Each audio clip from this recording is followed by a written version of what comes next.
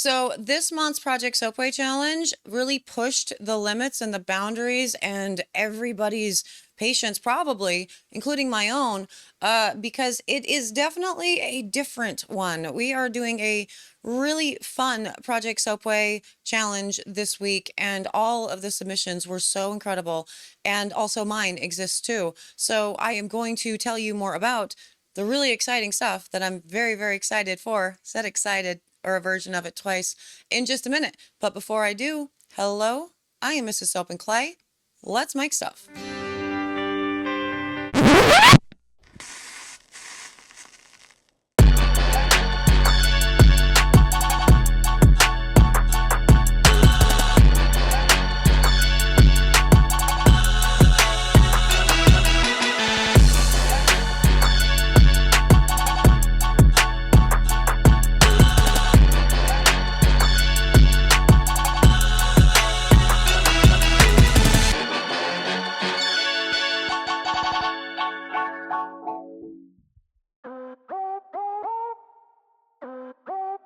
How's it going, Sudsers? Welcome back to the channel. You are at Soap and Clay, where we make all the soapy things, and you are here for the Project Soapway reveal week for this month's theme. And the actual challenge itself was use rose in a few different ways.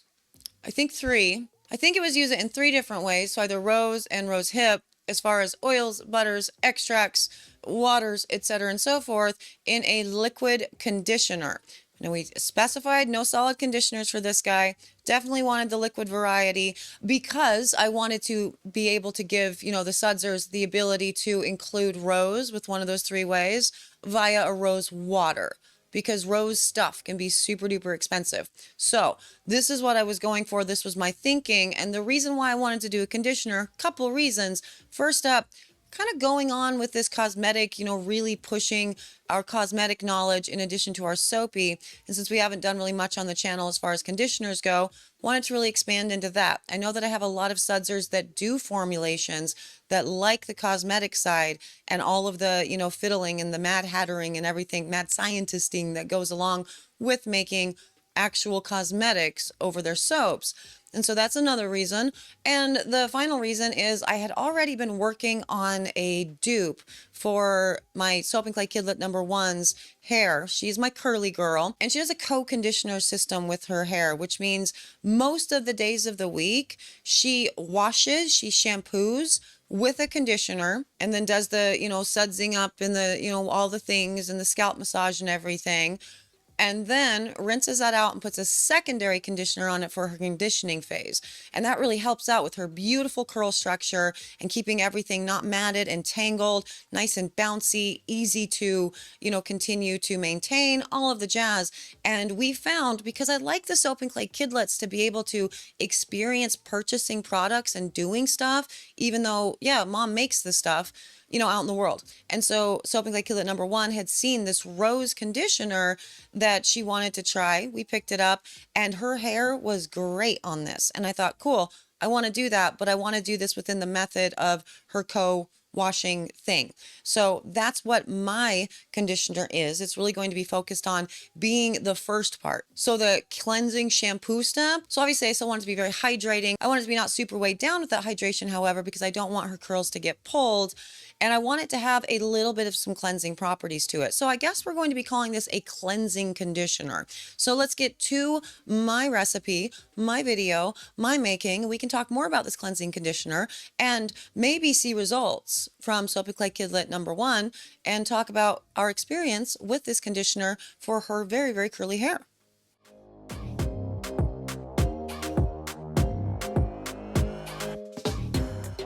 Okay, so we're going to talk about this recipe in steps for each of the phases, and hopefully I've left myself enough time to do all of it. So first phase, we have the rose salt water, the cocoa propylbetaine, the panthenol, and the meringue powder.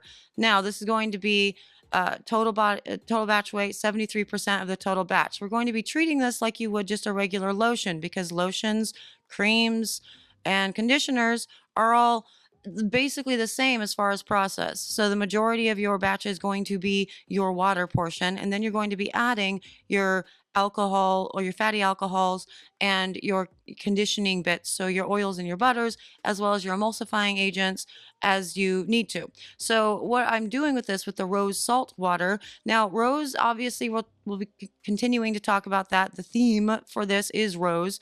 And so we are dealing with a Himalayan salt within the rose water in addition. So this is an infused rose water.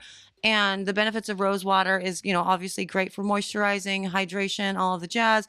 But salt, I really wanted to incorporate within all of this to allow for better absorption and really help balance the pH of the scalp to help control any sort of oil or dandruff or what have you.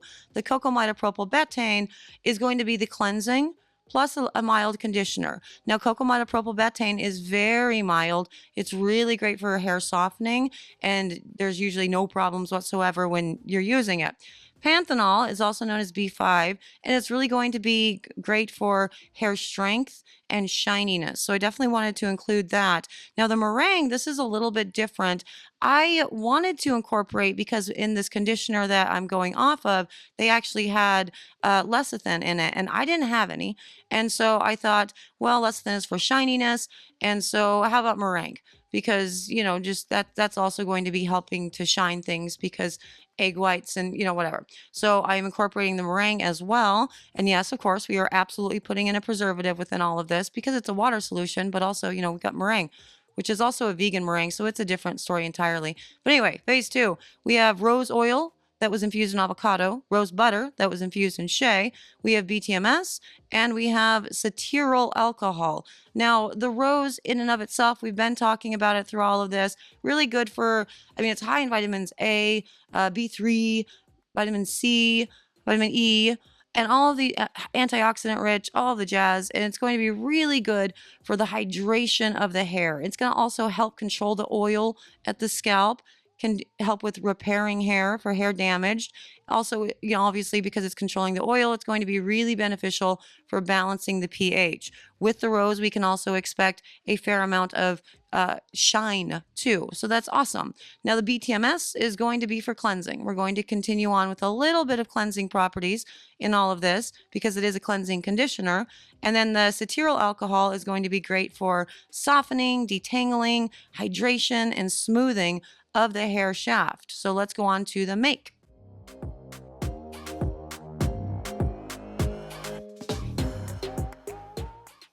Okay, so now that both things have been heated up, we are going to put the oils into the water and we are going to do our mixy mix. Now, of course, I do want to mix this for about 2 minutes for each step. And so phase one and phase two are going together now. We'll have a third phase that I will mix for another 2 minutes for the rest of it. So the preservatives, the scent or the essential oil, as well as I think I ended up putting silk amino acids in this, and we'll talk about that when we get to that phase.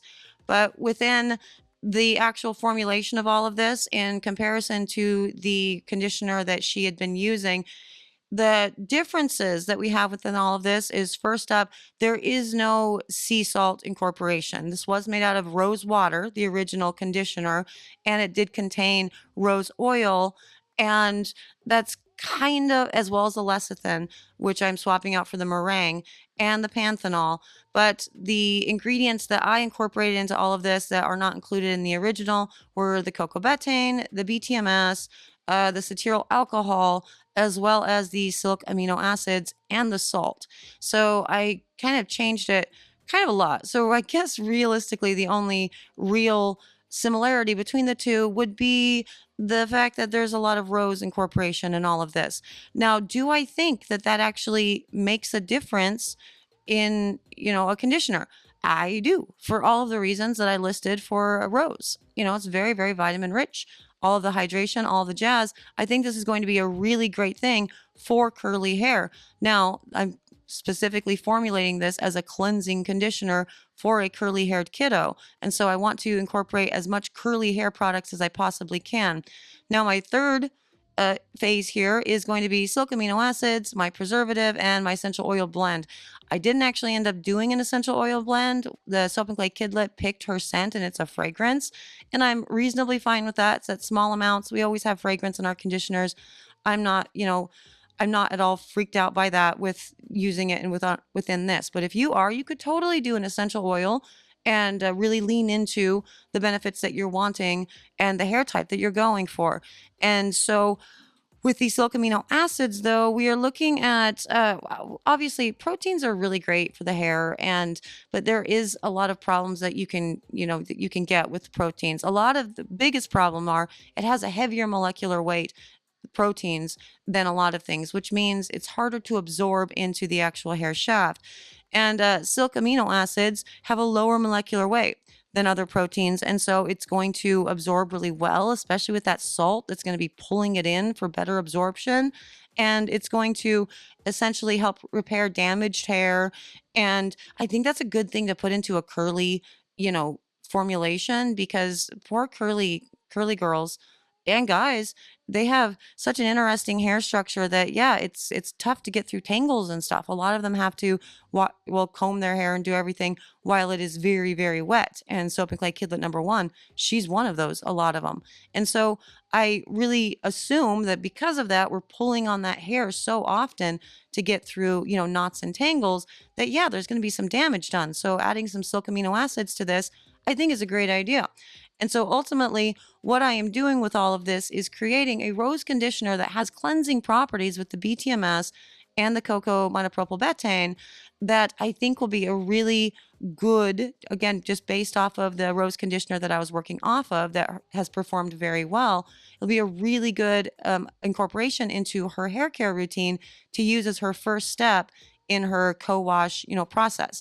And so I am going to be testing out 2 different types of lids here. So the just, turn it upside down and flip it out, as well as the pump bottle to see what the consistency is overall and how it matches up to the consistency of the conditioner that we're working with, but 2, as far as just showing you how thick it actually is. This is not a thick conditioner. I don't want it to be a thick conditioner. I want it to be, easily, put out throughout the whole hair. You get it. You get it. I'm just rambling right now. Let's go check out the tests.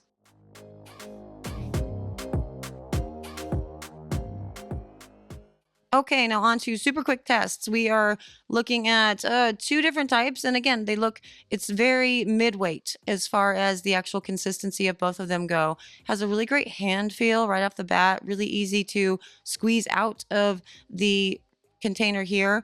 Ultimately, what I'm going to end up doing is probably not even putting it into a squeeze at all because I hate having these containers in the shower. I don't like them just across the board.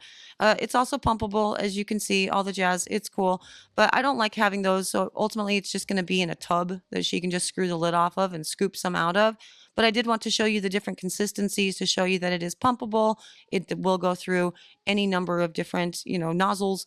And so it works out. As far as the hand feel on this, it feels great. It's a very lovely, lightweight, but it has a little bit of tackiness to it. I think because of the avocado as well as the cetyl alcohol. Really good time for sure. A1's been loving it on her hair. I will obviously update you guys if that is not the case at some point, but so far, really amazing cleansing conditioner made out of rose. So 2 reasons why this conditioner is absolutely better than the one that we made before. 1, because it's mine and we all always like our own brands, better. That's the thing. But 2, because it's scented with whatever Aowen wanted. And so that's super awesome. She got to pick her own scents. And the first one did smell kind of weird. The one that we bought from the store, she wasn't digging that scent. And so we got to, do her own thing with her scent preferences. So for those reasons, awesome. As far as the performance of it goes, yeah, totally. Looking at the ingredients from the actual rose conditioner that was doing really well on her hair, I obviously didn't want to just direct dupe this. We can always reverse engineer our labels and create a product. But because I did want this as her cleansing, first step or whatever, I wanted to change it up a little bit while still keeping all of the ingredients that I thought were going to be the most beneficial, the reason why her hair was performing so well, intact as much as possible. And I think that worked. I think it was really good. The inclusion of a cleansing within this conditioner, I was very, very hesitant to do because we don't want to strip a curly hair texture, structure of too much of the moisture. And so if it gets too cleansing with those numbers, it's going to be doing that. And there is a reason why she is doing essentially conditioner most days of the week. But I think with just such a slight amount of this cleansing, it's really helping her out because she's hitting that time of her life where she's needing to be clean more often. You know what I mean? Hormones are changing, all of the stuff. And so I think this was a really good inclusion within her routine. She's liking it so far. Her hair has never looked better, responding very well. So I love it. What do you guys think? What are your thoughts generally on cleansing conditioners? Is that a thing that exists in your world, or you just sort of like put that in the category of like your all-in-one, your 3-in-1 body wash, conditioner, hair, or your Head and Shoulders shampoo plus conditioner, or whatever? Is it a real thing or is it a gimmicky thing? For her, considering she uses conditioner in a manner other than intended, I think it's a really cool thing. But it might be gimmicky for somebody with hair like me. Let me know. I would appreciate that. Definitely subscribe. Stay tuned. This is going to be an excellent week. We have so many cool recipes coming up. We've got a hair mask conditioner that's coming up. We have a leave-on, I'm pretty sure. We have a stand. It's going to be amazing. The Project Soapway winners for this week really put their whole mind, body, soul, all of the things into their formulations, and it totally shows. And so I'm very, very excited to show you their formulations and talk about them. So definitely come back. Stay tuned. All of the things. I'm out of here, but I will see you guys all again tomorrow for another round of Project Soapway Conditioner Rose Challenge thing. Not soapy, soapy fun. Bye.